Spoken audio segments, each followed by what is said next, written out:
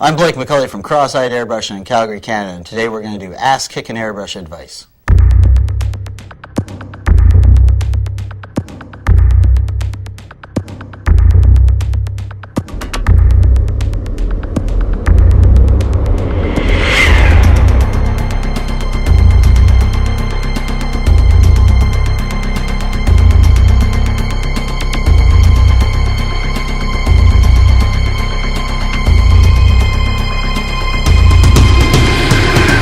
Okay, we're going to address some big issues today on this video. We have some tips that we're going to put together to make you a better, more successful artist. Now, this isn't going to be particularly easy. I'm going to try to demonstrate this through a demo panel. I'm going to create a demo panel, and I'm going to recreate a lot of mistakes in there that a lot of artists make. I'm going to try to fix them, and I'm going to address most of the questions that I get from the Airbrush Getaways. The Getaways are a workshop that a lot of students come to. We have top professional artists in the industry teaching you the best knowledge that they know possible. And we get a ton of questions that don't necessarily relate just to the artwork. So I'm going to try to address markets with you, clients, how to quote, how to deal with these things as I work through a project. And then I'm going to demonstrate a lot of the problems throughout the panel. Now, this panel is recreated from a back fender of a chopper that I created. It's going to go into some print ads, probably in t-shirts as well. We're going to create the better part of this. We're going to create the inside face. And within that face, I can probably recreate a lot of the mistakes that artists make. Now, I have a client on this project. This client already exists. I've already worked with this client, and we finished the project. But I'm going to walk you through how I dealt with this client and how we achieved this image, how we came up with this image. Now, my client approached me, and he came up with a lot of words that he wanted. And some of these words were just like fire and evil and nasty. So I had about 6 words to work from. Now, we went through our portfolio. Now, this is just my travel portfolio, and in this travel portfolio there's a lot of information. I have a lot of sections of projects in here, and in these projects he started pointing out the ones that he liked. Now, this gets you into your headspace, your client. He might get excited about this particular image or the background on another project, and you really got to pay attention when you're talking with your client as to which one he really likes. Also, make a really good note of what he doesn't like. If he mentions he doesn't like green, then you got to make sure you stay away from green. With this project right here, my client gave me about 6 or 7 words as well, pointed out 5 or 6 projects that he liked, and gave me tons of freedom. Whereas this project here, I wasn't allowed to do a lot of things. We couldn't take away from the bike too much, so we had to do a graphic that was very subtle yet had sharp impact, but didn't take away from the bike too much. You have to really understand your client. And when you're dealing with a client, really push him a lot and sell him and pitch him some cool ideas. He can be really proud of the project afterwards, and you've created something new. It gets a little boring painting the same eagle head over and over again. By pushing the client and really listening to him, you're going to succeed well. My client's 3 favorite projects were this project right here. He loved the nightmare attack of this. It looked like a bad dream. He loved the craziness of this project, like just the insanity of it. And he also liked the flow of this project here. So if I give him something that resembles these 3 projects, I know that he's going to be happy. After I took all this information, I had a jigsaw puzzle of 6 words that I had to put together. In doing so, I came up with a storyline, and I pitched the storyline to him. I spent the better part of 2 nights on the sofa at night drawing out these ideas and tied a storyline. The storyline in this project was a character who started off on the front fender, and he was introducing you and pulling you into the project to see his dream. On the top of the tank, he was showing you his dream. He was a Medusa head that came off with a bunch of dragon heads, and I just created this creepy character that was showing you his nasty dream. As you rolled around, the dragons flew down the oil bucket onto the back fender, and he was just saying, okay, now you've seen my dream, now shut up and don't talk about it. It was a little storyline that tied throughout the whole bike, and he really dug this idea.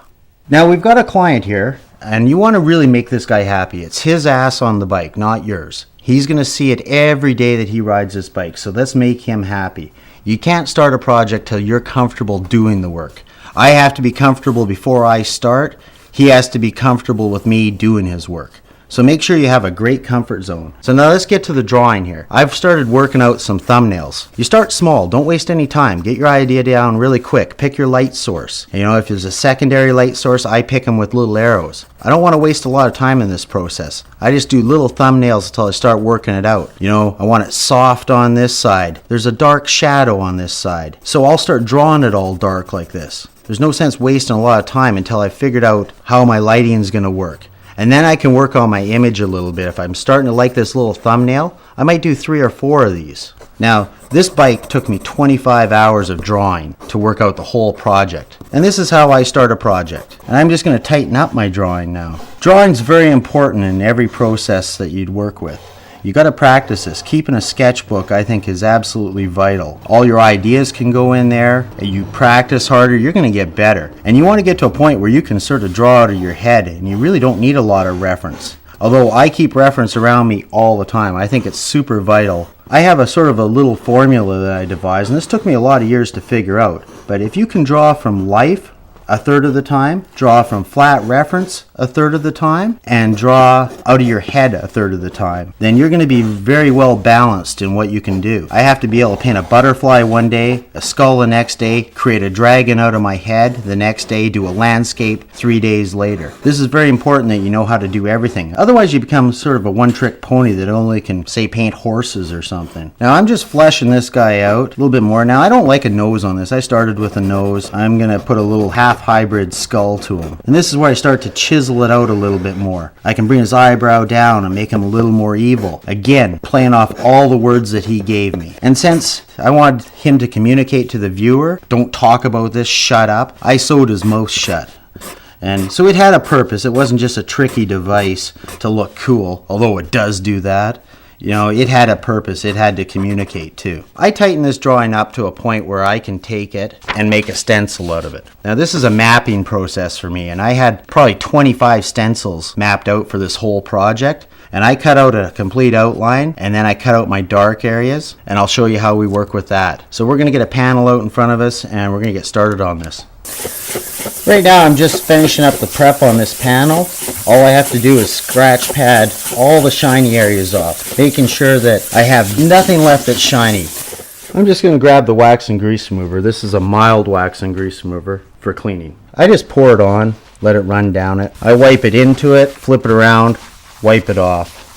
What I'm using now is mineral spirits. Mineral spirits is a little bit of cleaner product, and it takes a little bit of the chemical off that wax and grease remover leaves behind. You can also hit this with air to make it dry faster.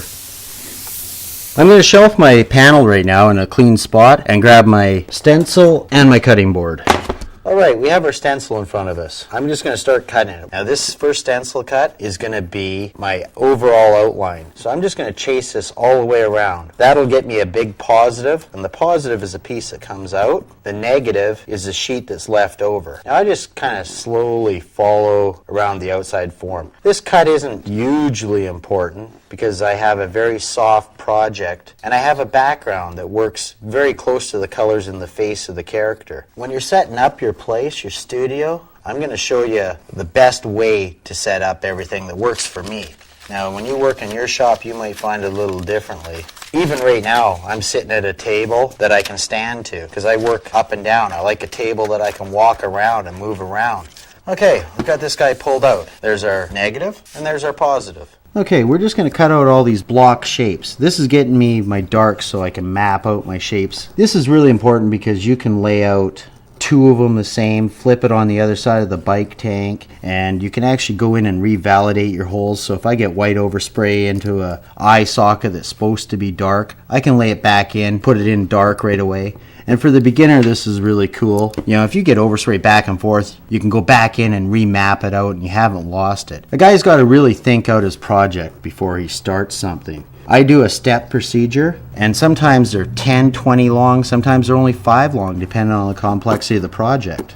If you can spend 20 minutes thinking about how you're going to do this project in the most efficient way, you can save yourself 4 or 5 hours, sometimes a couple days in the end result on a project, just because you were smart in how you went about it. Experience is really important in determining how to come up with these steps, and this is going to take you some time. you're going to learn by your mistakes. And unfortunately, you should be learning on your own mistakes or your own projects, not your clients' projects, before you make these mistakes. So when you're first starting, you just got to think it out. Oh, it's better for me to do white before I go to my blue. I should mask this up. I should do the background first. No, wait, maybe I can do the image first, then the background. That's a smarter way because I think it'll take me less time to mask this up. So until you get your feet wet, you may not know these steps, but really be thinking about it all the way through. This process will develop in your head and you will get better at it. But I mean, you are going to make mistakes and it's going to teach you along the way. I'm going to chase this around with freehand. I don't want this to look like a stencil when I'm done. I want it to look like I went in there and just freehanded. It looks very natural. So I spray very lightly and just use it as a mapping procedure.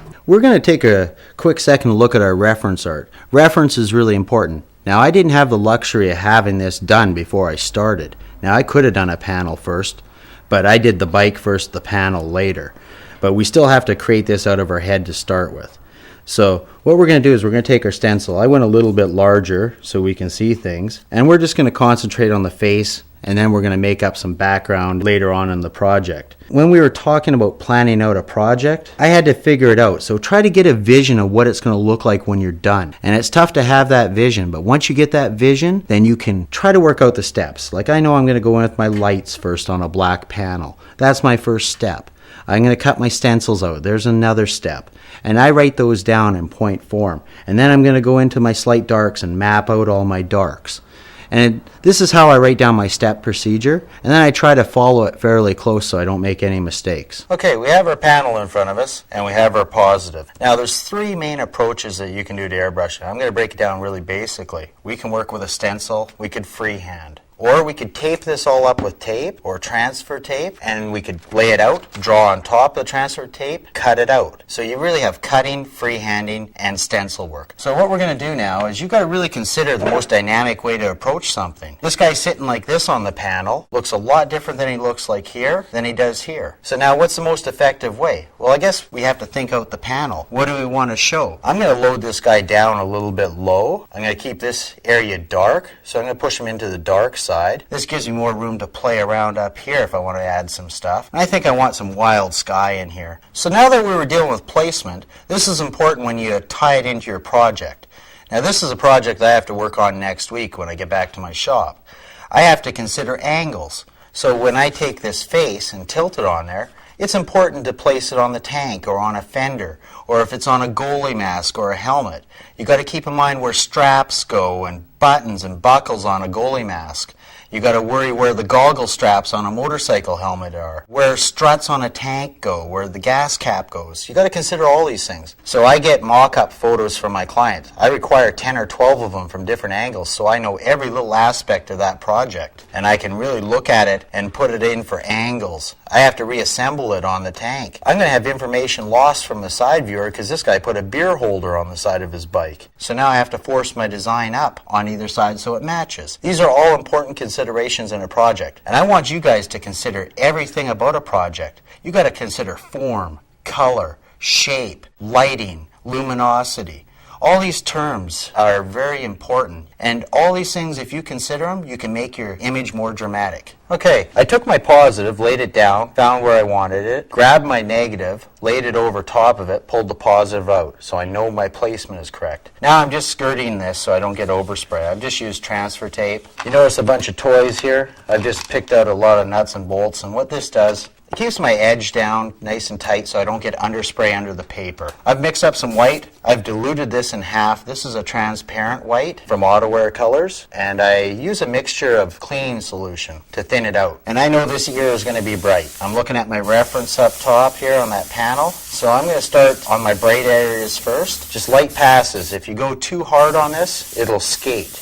And skating is where the paint sort of pills up, almost like a watercolor wash over crayons. Now this ear is nowhere near as light, so I can see it in my reference that the tip is very light. So I'm just going to blow a little bit in the tip, I'm going to leave the rest of it alone. I'm going to use my positive, come back in and do the backdrop in white. And we're just building this up. I'm trying to find my sharpest highlight areas. And already I'm trying to map out my shapes a little bit. Under cheekbones, they're very subtle. That's all I need to do to start mapping that out. If you keep your mixture thicker, sure, the paint goes on thicker and it only takes 2 or 3 coats. But as the paint mixture is thicker, you get a bigger dot pattern. It's almost like it gets pebbled and the paint goes on and your overspray carries further. It's tougher to control. So I prefer to spray a lot lighter with a thinner mixture and just take my time in this. Right now I don't know exactly where this cheekbone is. I'm just kind of relatively putting it in there. I might be a 1/2 inch or 1/4 inch out right now,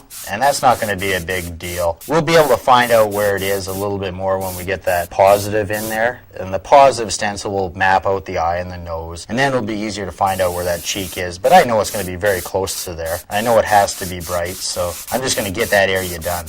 We pulled our negative off, and I'm having a look at this. We have some underspray that slid underneath. Now, I would have got bigger bolts or magnets on there to hold it down better if our background was important to save. Right now, the background isn't important to save because we have a lot of atmosphere coming in behind here. I'm going to put a lot of sky in here. I'm not concerned about it. So I'm going to grab my positive. I'm going to throw my positive back in and register all the lines on there. In my image, I want this half of the face to be very dark. So my background is going to be lighter on this side than what he is on the face. Holding the airbrush and getting the right angle of approach is really important. A lot of people that come to the getaway come there and they're holding it with the wrong hand. They might be right-handed and they're holding it with their left, or they're holding it with their thumb. They might be very unorthodox because they're self-taught. Now, guys have trained themselves to work that way and have done very successful at it. Mark Fredrickson apparently does this with his thumb. Geiger does it too. I tend to hold it like this. I cup my hand, and by cupping my hand, it takes my shakes out. I get a little bit shaky if you're with one hand and you're going around like this, especially with straight lines. I call it triangulation. You're pivoting at your elbows, and you're kind of doing a pendulum with them. This will steady out your spray. And if you're doing this for 12 hours a day, you're going to fatigue and get tired. Your hand, when you first start, is going to probably cramp in the first 15 minutes. I like to do some stretches with my hand, push them against the table, really stretch out and keep your hands loose and nimble. And by doing that, I can work 3 hours more a day. And that's really important in the long run. When you're standing here and you're approaching a project, you got to look good. You never know when a camera's around. So your stance is very important. But serious, you really have to be on the right approach when you get in here. If you're not on the right angle, you're going to be forcing overspray in the wrong direction. You're going to force your lines to be crooked. So I've turned my project right around backwards. I want to spray this way to keep it away from my overspray. I'm guiding in, and I'm just doing a nice guide in here. I move around my project constantly, and I think this is really important. It's nice to have a table that you can walk around and a table that you can spin your project on, just so that you get that ideal approach with it. Now I have my elbow locked right now, and I used to work really tight, like get in here, and that's how the name cross-eyed came about. You know, you're working so close your eyes get tired, and I used to lock the elbow in. What happens is this muscle that attaches to your elbow runs right up to your finger, and you get a cramp in here. My assistant is getting it now, and it messed me up for about 4 months. I had to loosen up my approach and my angle. I had to open it up. Try to open up your elbow past 90 degrees every once in a while, and try to work a little further away from your project, and then just for your detail go in and save your arm. It can happen over time. I went 12 years without a problem. The 13th year, I didn't know what to do. I had to go see a doctor on it, and he says, I'm just getting it locked in, and that muscle tightens up, and it creates a cramp all the way through. And it lasts all the time. It aches even at night after you're done. So this is important to keep in mind. Now we had this underspray in here that I said was no big deal, and it still isn't a big deal. I'm just adding to it now because we don't have the dragon in there anymore like in the original, and we don't have his hand in there like the original. So we're going to play with this and teach you some freehanding skills as well. I have some bright areas in here. I really don't need this guy anymore. If I start spraying this background, if you look really closely, you can see that I've created a line in here, and that's where my positive and my negative didn't register together. Now the fact that this is bright in my image and the background has to get light, The overspray is next to nothing. I can go over top of everything right now on this side. My whites are just going to get brighter, and my background is going to come together. And I won't create any of those lines. So to paint with my stencil right now isn't going to help me a bit. A lot of beginning airbrushers will make the mistake of making these lines so harsh, and they'll just leave them there. It looks really amateur. So we're really trying for a very professional finish on this. I'm just adding to my highlight source right here. This is going to be my light that is beaming down on them. I'm spraying this pretty thick right now. This is leading to another point because I'm seeing a cloud of smoke and I really should be wearing one of these things. But for the purpose of the video, you can't hear me at all, so I have to go without this. But really invest into one of these. This is really, really important with a solvent-based paint. These are carbon packs. Some guys in the industry will change these after every project. Chances are if you're blowing your nose and getting blue or red out of it, then you should have been wearing one of these. That's really important. As I get around to the outsides, I'm probably going to want to thin out my mixture so that I get a better green pattern. It keeps it simple. That's one of the things with auto air that's really difficult, is getting that green pattern down to a really fine spray, and that's why I spray so thinned out. Now we're going to map out our areas that we have here for our darks. Now this is just the ear holes, the inside of the eye sockets, nose, nostrils, all the little details that we cut out in our dark stencil. So I'm going to start spraying those in. This would be a good time to mention that it's nice to have a little ventilation machine in front of you, something that moves the air or sucks the air out of your face. Another good thing that's going to make your body last is the floor. If you have a concrete floor, get yourself a couple soft walking mats or rugs in front of it that you can step on. They make a lot of pads like that for people to stand in the same area. It's going to save your back, your legs, your knee joints, so that's quite important as well. Now I don't want to go real dark here, but you'll notice when we pull this off, I probably went way too dark on this crease in between his eyes, and that's going to be tough for me to get rid of. And we'll pull this off and I'll show you. And pull straight off because I'm wet. There we go. This is good because I can show you a mistake again.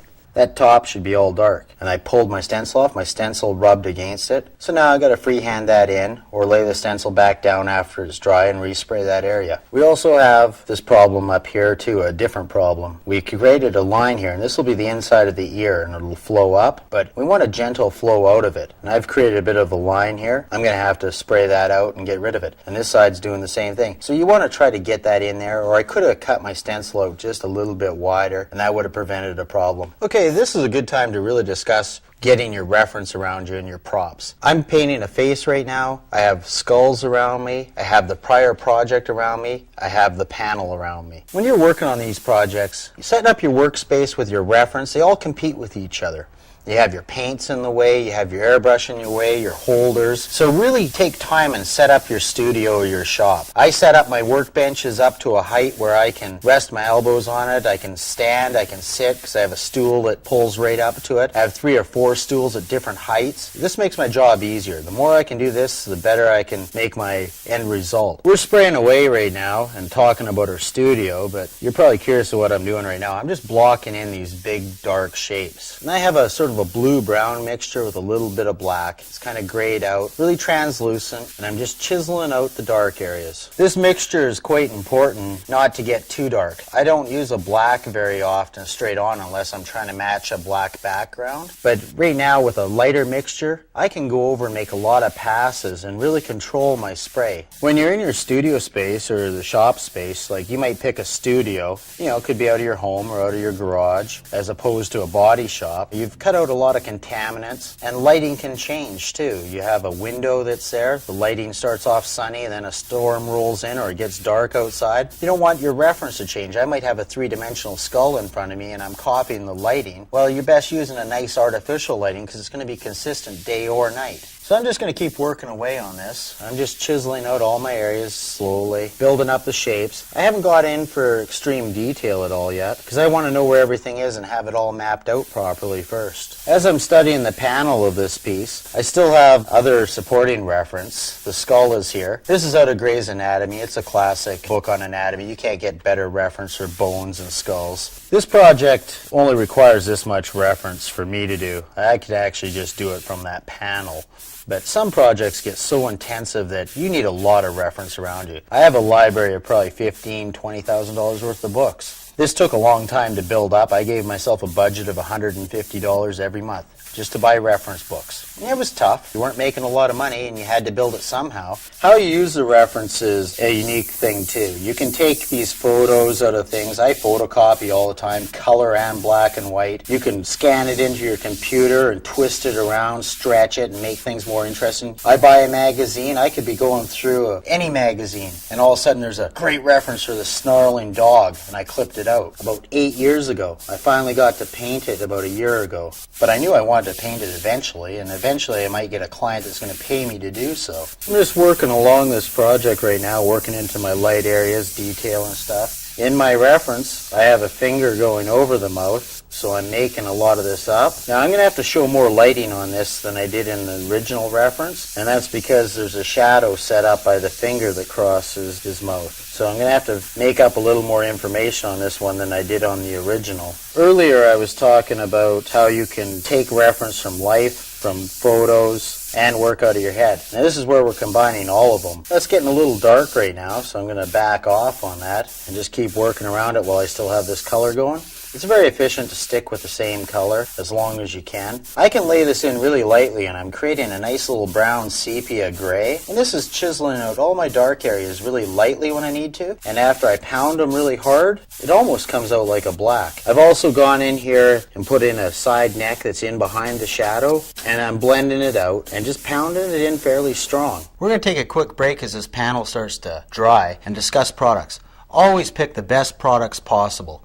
I care about my results. I want the best product that I can possibly work with. There's lots of products that we can use on the market. Lots of pinstriping tapes. I use 2 or 3 different types because some applications one is better than the other. With paints, I use a lot of these products, the Auto Air colors, but I also use solvent-based colors as well. And I use 2 or 3 different solvent-based paints for my applications. I also use different types of knives. I have my favorites. I use different types of pens and pinstriping brushes. I also use little art brushes to get detail. I also have another video coming out that incorporates the paintbrush with the airbrush. I use different paints of liquid acrylics as well. I find that this FW series is really good to paint with. Sometimes works a lot better than the Auto Air, but the Auto Air I predominantly spray with. With masking tapes, I've tried 6 or 7 different types. I carry 3 in my shop on a regular basis. Transfer tape, again, there's 3 or 4 different types of transfer tape, and I have 3 or 4 of those as well. It's like anything. Test your product, push it to the limit, and break the manufacturer's rules, find its limitations, then work within them. And this will make your job a lot better. In the last 16 years, I've seen a lot of products come and go. I've messed with them. I've made a lot of mistakes with them. This costs you a lot of money. Clients are mad. I'm frustrated. But when they work and you've tested them, it leads to this kind of success. Now I've changed my mixture now that I'm back into the panel here. I've created a mixture that's kind of dirty and muddy. I've added some yellow, some root beer, and a little bit of black, and that's kind of greened it out. As soon as you add the black to it, it gets it kind of muddy. Now I called the client back after he gave me those 6 words and told him that I really wanted to do some muddy atmospheric look to this. It was a little bit of a sell on him, but he had confidence in me, so that was nice. And this gets around to how you deal with your client in your market. I've situated myself in a market that is very bad. You know, everybody likes badass stuff in my market. So if my portfolio was filled with butterflies and underground water scenes and dolphins and stuff, I probably wouldn't survive in my market.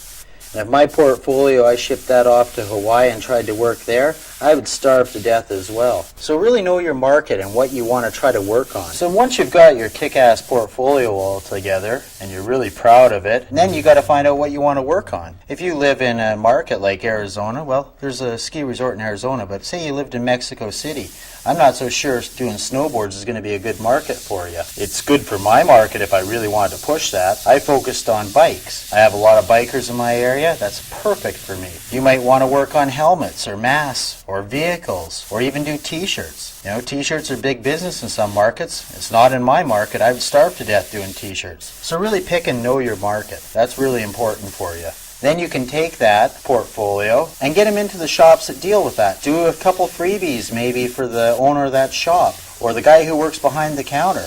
And then he'll start marketing you and pushing for you. And he'll get his buddies and clients to come into his shop. I'm into a light blue now, and I have a lot of blue on the top edge of this guy. I'm just going to blend in a little bit of blue into the wrinkles. I'm starting to get some detail in this a little bit, but I'm still saving my white highlights. Now you want to get paid for your projects too.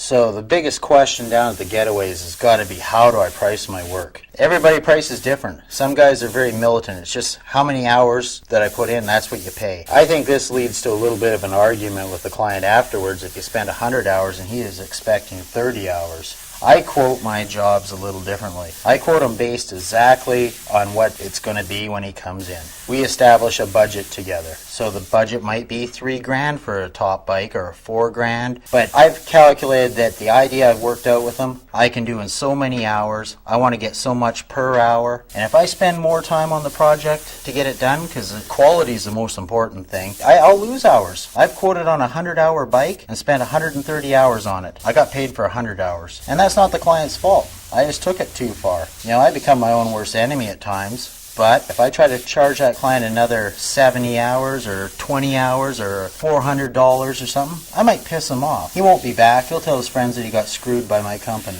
You know, a lot of guys are establishing themselves in and pricing their stuff, thinking they're really awesome. You know, there's a real lack of talent out there. And you need to really push yourself a little bit harder. Just because your grandma thinks your stuff's good, it doesn't mean it really is. So really get your stuff evaluated. Be humble about this. You know, you're learning, and it's going to take a while to get good at it. If you're pricing yourself at $3,000 or $500 or $200 even, you know, it should reflect your quality. Most likely, if your quality is really bad and you've made a lot of mistakes, you know, you look at it 5 months later and you go, God, I really don't like this. I can do so much better. Chances are you weren't ready to be in the job market yet. Now, quality can be really subjective. You know, I'm pretty good at judging stuff. I'm quite critical of my own stuff and critical of everybody else's as well. It's not that you're mean, it's just a truth. You want to make your stuff look so professional, and the bad projects really do scream as an eyesore. I can tell in a second, and so can a lot of people. Keep in mind, your market's probably pretty small. The bike community, they talk. They all know what my next project is. So one bad project is going to stand out like a sore thumb and probably hurt you more than 20 good ones will.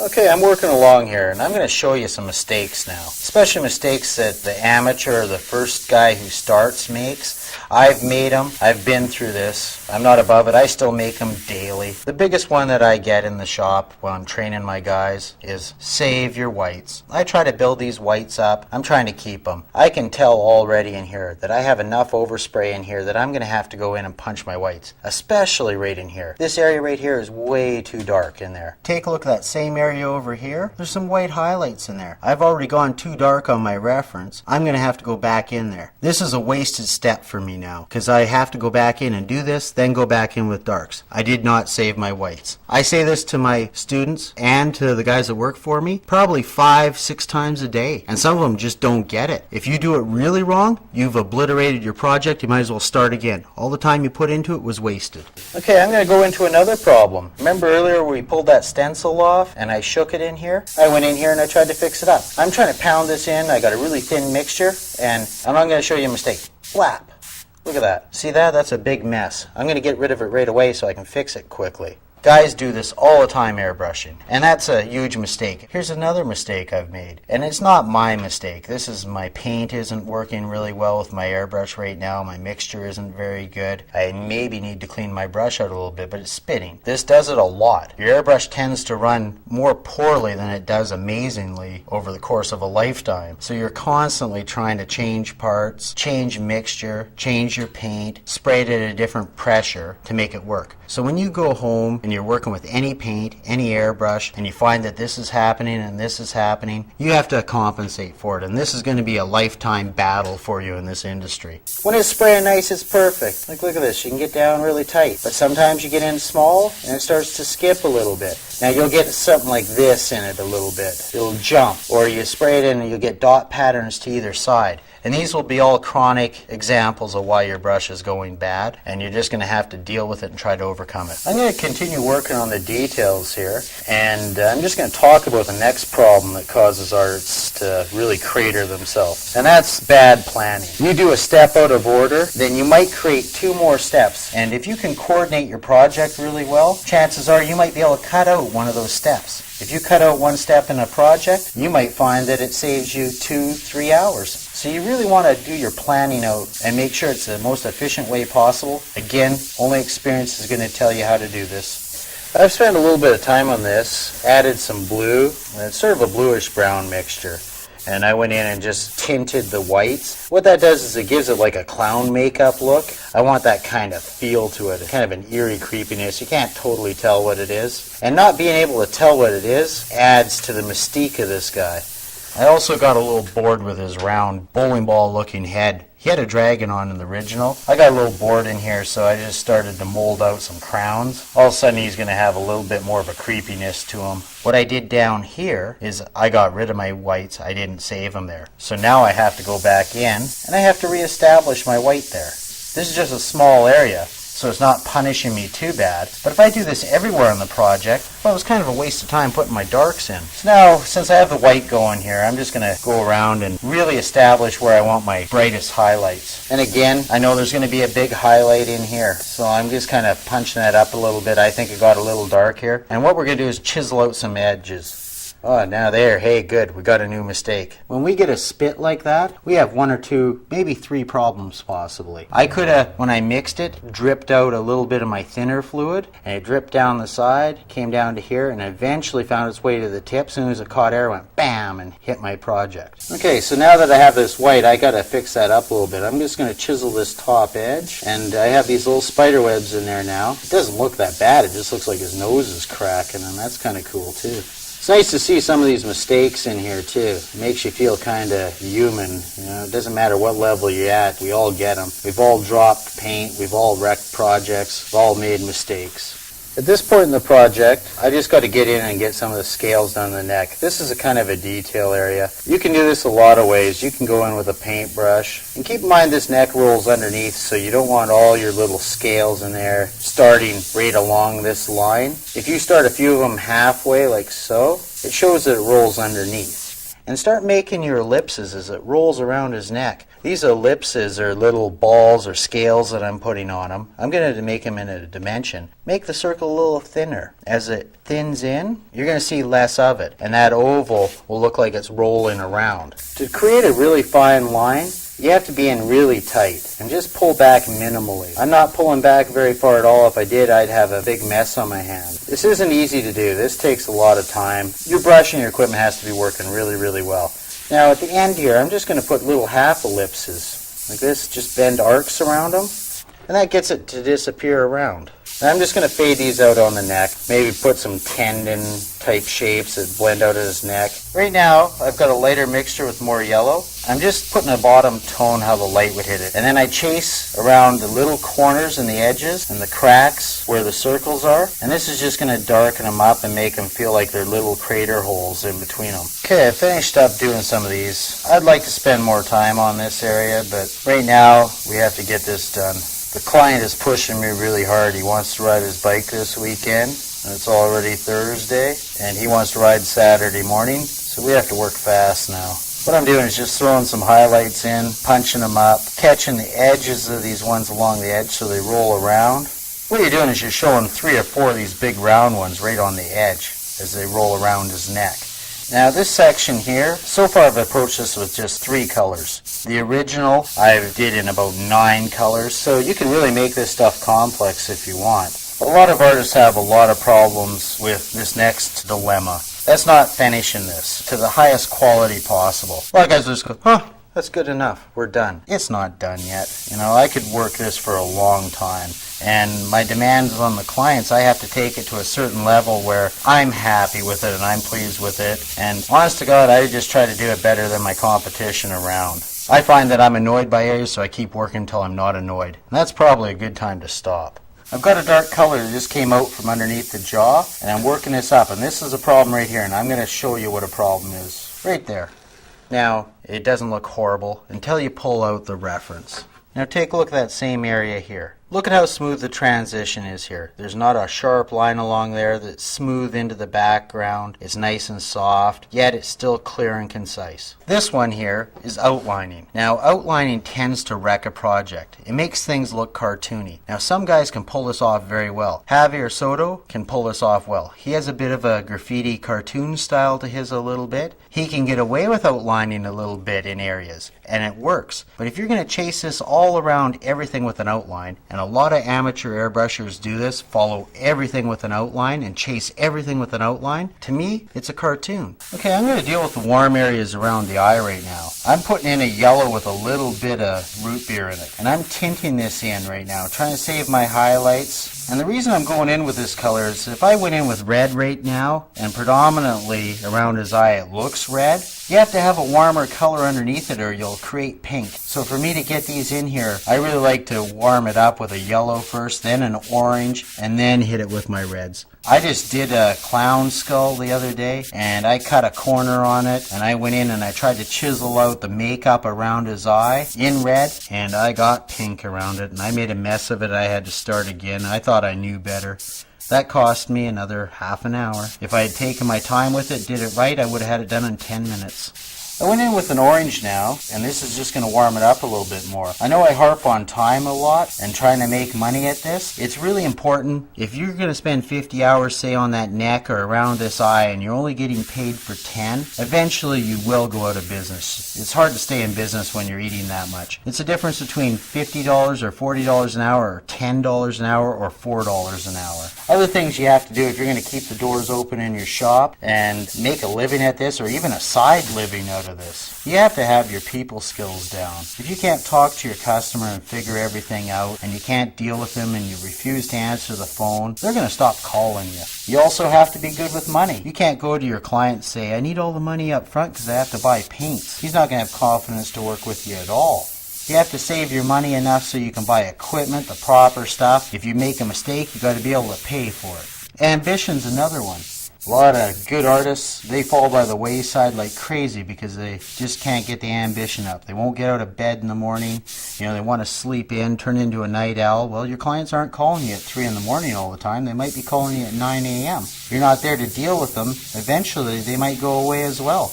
I like the ends of the project the best, where I can just go in and start chiseling it out and really making this sucker sing. I love going in and throwing the highlights in. I collect a lot of antiques, and I love the rustic part, and actually I pull a lot of the stuff off my antiques and put it into my projects. Kind of a weird influence, but I mean that's where some of the stuff comes from. By picking these bright colors right here, they really do scream, and the reason they scream is because all my other colors are very muted. I'm using earth tones and muddy colors everywhere else, and this red all around the eye is bringing your eye to it. I've worked this for about 25 minutes off camera. It doesn't look like I did a whole pile. I've really chiseled in my darks a lot. I went in and revalidated the nose, the darkness in there, fixed my little mistake, started chiseling out the cheekbones inside here a little bit more. Still has a ways to go. Now I have this dark in here. I'm just going to pound a little bit of this into the background, get rid of some of my white overspray. There's a bit of brown in this black right now. And this is going to slowly resemble a little bit of our background in our panel. In dealing with this background, we'll get back to our client briefly. I told him I wanted this heavy atmosphere. And I kind of wanted it like underwater. There was dragons flying around. And I wanted them to look like the stingrays that just float through the water. So by all this muddy colors in my background, we've really achieved this really heavy atmosphere. With me spraying this right now, I have a yellow-brown mixture with black. The black is giving me a bit of a green tint to it. And it's getting very close to the colors that I have in the original. Along the top of the head, I want to be a little bit tighter if I want it a bit darker behind it. This will get his highlight on his head to stand out a little bit. This is a point where I can grab my reference. I'm going to take my positive, just register it on there really quickly. This is important to get right now or I'll create that double line again. And I'm not looking for a real hard line here, so I'm going to spray from straight above. That'll get my stencil down. Trying to save the white a little bit right at the top part here. And that's where the luminosity and the energy source of the light on them will come from.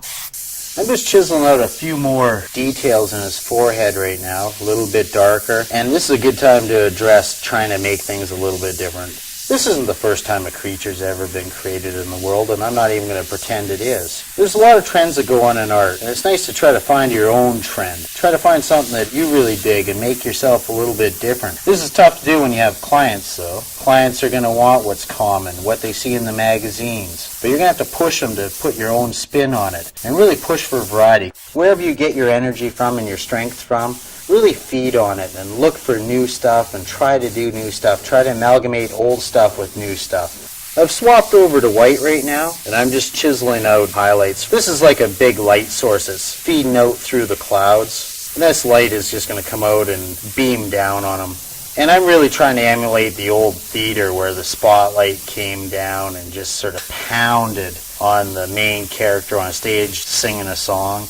We're going to address the highlight problem here, or lack of highlights. This is where we really have fun. This is my favorite part, just making stuff sing.